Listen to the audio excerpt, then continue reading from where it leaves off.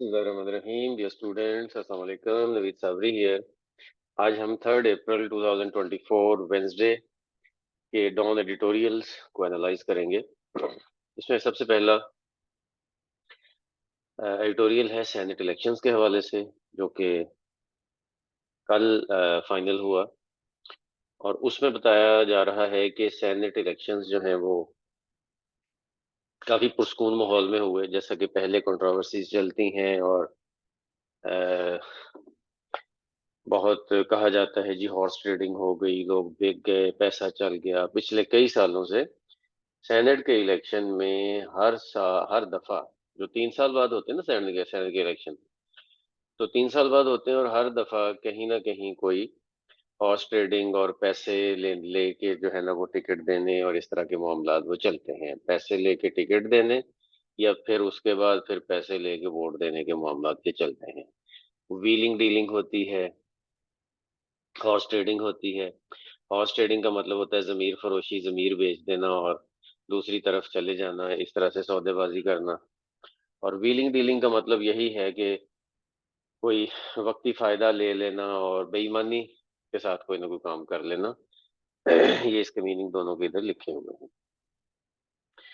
तो इस दफा ये सारी रिपोर्ट्स नहीं आई और बड़ा चुपचाप सा इलेक्शन हो गया। मगर सिर्फ केपी सीट्स हैं। केपी की तरफ से अभी वो स्टैंड ऑफ चल रहा है, चूंकि प्रोविंशियल गवर्नमेंट और इलेक्शन कमीशन में रिजर्व सीट्स के ऊपर, तो इसलिए वहां पे इलेक्शन नहीं हुए सेनेट के। बाकी पूरी कंट्री में हो गए हैं। और उसमें बलूचिस्तान की तरफ से जितने भी लोग थे वो अनअपोज्ड जीत गए हैं। पंजाब में विदाउट कॉन्टेस्ट, क्योंकि पार्टीज में आपस में सेटलमेंट हो गई थी कि इतने आपके और इतने हमारे, वो हो गए। और जो रिजर्व सीट्स हैं वो सारी चली गई पीएमएलएन को। सिंध में पीपल्स पार्टी ज्यादा सीटें ले गई है। एक एमक्यूएम को गई है और एक फैसल मोडा सेनेटर बन गए हैं। तो अब वो न्यूज़पेपर कहता है कि ये जो ड्रामा जनरल इलेक्शन में दो दो महीने पहले हुआ, उसकी वजह से जाहिर है सेनेट इलेक्शन भी उतने ट्रांसपेरेंट और सीरियस हमें को नजर नहीं आते। ये भी उसी की एक कंटिन्यूएशन नजर आती है। क्योंकि अगर हम रिटर्न कैंडिडेट्स के हवाले से देखें तो बड़ी क्लियर पिक्चर हमें नजर आ जाती है कि इंटरिम गवर्नमेंट में जो केयर टेकर प्राइम मिनिस्टर थे अनवारुल हक काकड़, वो भी सेनेटर बन गए। पंजाब के चीफ मिनिस्टर जो केयर टेकर थे मोहसिन नकवी, वो भी सेनेटर बन गए। ठीक है, फिर उसके बाद जाहिर है कि उन्होंने जो सर्विसेज दी थी हायर अप्स को, उसकी वजह से ये सारा कुछ हुआ। और इन सारी सीट्स की वजह से पंजाब में पीएमएलएन को अपने जो लॉयलिस्ट हैं, यानी कि जो हारे हैं, मतलब जो जो जो जो उनके अपने पार्टी के क्लोज वर्कर्स हैं, उनकी कुर्बानी देनी पड़ी। और उसकी जगह पे अहद चीमा को लाना पड़ा। फिर उसके बाद फैसल वाडा जो है वो पीपल्स पार्टी की सपोर्ट विन करने में कामयाब हो गए। और ये सारा कुछ इसीलिए हुआ कि they have friends in higher places. Very important to note this phrase, friends in higher places, जिनकी वजह से ये सारा हुआ। और पीपल्स पार्टी को अपने लॉन्ग टर्म लॉयलिस्ट जैसा कि रजा रब्बानी और वकार मेहदी, इनसे हाथ धोने पड़े और इनको वो सेनेट का टिकट नहीं दे सके। पीएमएलएन को ख्वाजा साद रफीक और राना सनाउल्लाह और खुरम दस्तगीर और जावेद लतीफ, इनको वो टिकट नहीं दे सके। और जो आउटसाइडर हैं, जाहिर है जो हायर अप्स ने कहा उन्हीं लोगों को टिकट मिले सेनेट के। नॉर्मली ये होता है कि जनरल इलेक्शन के बाद जब भी सेनेट इलेक्शन होते हैं तो हर पार्टी जो है वो अपने उन लोगों को जो बहुत पार्टी में हाई रैंकिंग पे होते हैं लेकिन वो हार गए होते हैं इलेक्शन, जनरल इलेक्शन, तो उनको सेनेटर का टिकट देती है। लेकिन पीएमएलएन और पीपल्स पार्टी इस दफा ऐसा नहीं कर सके, स्पेशली पीएमएलएन। और फिर उसके बाद कि अब इसके फार रीचिंग कॉन्सिक्वेंसेस ज़ाहिर होंगे कि जिस तरह से लोगों का एतबार जो है वो जनरल इलेक्शन पे नहीं है, इसी तरह से सेनेट के ऊपर भी लोगों की तरफ से कोई वो वाला वो नहीं है, कॉन्फिडेंस नहीं है कि ये सारा प्रोसेस जो है वो वाकई स्मूथ डेमोक्रेटिक वे में हुआ है। जाहिर है कि जो लोग हायर अप्स हैं, उन्होंने जो भी किया है उसके मुताबिक ही चला है। अब मतलब ये जो वो चली थी कि जी ईसीबी का जो वर्डिक्ट था, बैड वर्डिक्ट क्या था पीटीआई के हवाले से, उनका वो इंतखाबी निशान ले लेने का और उनकी पार्टी रिप्रेजेंटेशन छीन लेने का, वो पब्लिक रिप्रेजेंटेशन के ऊपर ज़ाहिर है वहीं से एक वर्ल एक स्टार्ट हुई, एक लड़ाई स्टार्ट हुई और वो अब तक चल रही है। और इन्हीं कंट्रोवर्सी के दरमियान में ये असेंबलीज बनी और उन्हीं असेंबलीज की बेस पे अब जो है ये सेनेट के इलेक्शन हुए हैं। तो जाहिर है जिन असेंबलीज के ऊपर क्वेश्चन मार्क है, उन असेंबलीज के इलेक्टेड जो सेनेटर्स हैं, उनके ऊपर क्वेश्चन मार्क तो होना एक लाजमी बात है। तो इसलिए ये अभी कंटिन्यूएशन ही है चीजों की, लेकिन एंड पे हमारा एडिटर कहता है कि उम्मीद सिर्फ ओनली होप जब कहा जाए तो उसका मतलब ये होता है कि बस सिर्फ उम्मीद ही है, लगता नहीं है पूरी होगी ये उम्मीद। वी कैन होप अगर कहता ना, वो ये लैंग्वेज का भी एक पॉइंट है। अगर अगर हम वी कैन होप कहें तो इसका मतलब है कि हम ऐसी उम्मीद कर रहे हैं कि जो पूरी हो सकती है। जब हम कहें ना वी कैन ओनली होप, तो इसका मतलब है कि कोई ऐसी उम्मीद है जो पूरी नहीं हो सकती। और वो ये है, न्यूज़पेपर कहता है कि हम अब सिर्फ उम्मीद ही कर सकते हैं कि जो ये बॉडीज बन गई हैं, सेनेट बन गई है या दूसरी नेशनल असेंबलीज, प्रोविंशियल असेंबलीज बन गई हैं, अब उनको प्रॉपर लेजिस्लेटिव पावर्स दी जाएंगी ताकि वो अपनी लेजिस्लेशन वगैरह कर सकें। लेकिन इट इज ओनली हो। अच्छा स्टूडेंट्स, आप लेक्चर पूरा सुना करें, और पूरा सुनने से ये है कि इस तरह के छोटे छोटे पॉइंट्स जो बीच में आते हैं वो सारे जो हैं वो बड़ी आसानी से हम उसको डिस्कस कर लेते हैं और वो आगे आप यूज करते हैं। अच्छा, इसके बाद सेकंड हमारा एडिटोरियल 3 अप्रैल का है, डेंजरस एस्केलेशन। ये इसराइल का जो मामला चल रहा है उसके हवाले से है कि मंडे वाले दिन इसराइल ने दमास्कस में, दमिश्क जो कि सीरिया का शाम का शहर है, उसमें ईरान के काउंसुलेट के ऊपर इसराइल ने अटैक किया है। और आ, उस अटैक में 7 लोग मारे गए हैं जिसमें 2 ईरान के कमांडर्स थे। अब इसराइल का कहना ये है कि वो जहां जहां भी उसके टारगेट्स हैं वो उनको हिट करेगा, और ये एक बहुत ही समझने की एक बहुत एग्रेशन की एक्टिविटी है, जिससे कि पूरा जो खित्ता है वो इस जंग में जा सकता है। डेंजरस एस्केलेशन का मतलब ही यही है। एस्केलेशन का मतलब है अजाफा, बढ़ना। मतलब जो जंग अब सिर्फ इसराइल और फलस्तीन के एरिया में है, वो अगर फैल के पूरे अरब के खत्ते तक जाती है या पूरे और फर्दर भड़कती है, तो जाहिर है कि ये एक ऐसी एस्केलेशन होगी कि जिसको दुनिया कभी अफोर्ड नहीं कर सकती। ठीक है। इससे पहले एक वीक पहले ही सीरिया की एलिपो जो है इलाका है, उसमें इसराइल ने अटैक किया है, 40 लोगों को मारा है। ठीक है। और ये अटैक उसके नेबर्स के ऊपर चल रहे हैं। ठीक है।